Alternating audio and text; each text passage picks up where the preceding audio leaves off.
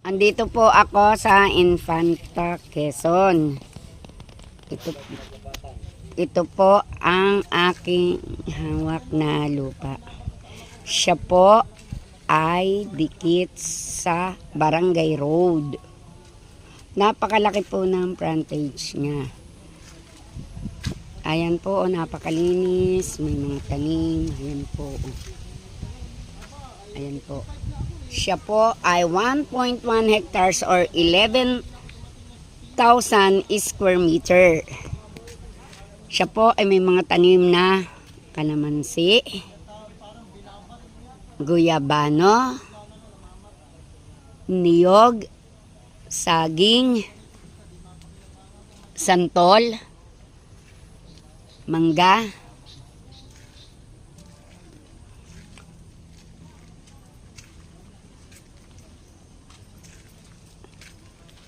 dito po yan sa Infanta.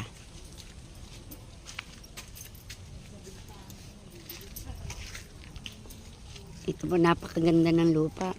Ayun o, napakalinis.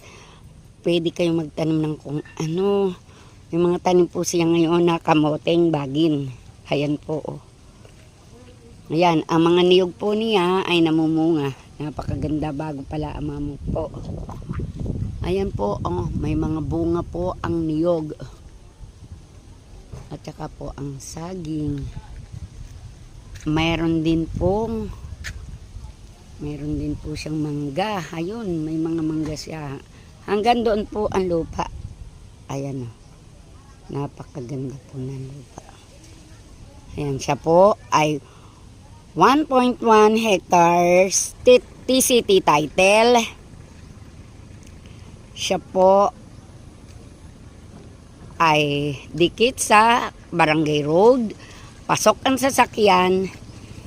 TCT title na po ito. Dito po yan sa Infanta, Quezon. Ang frontage niya ay napakalawak. Mula doon, ang frontage niya po hanggang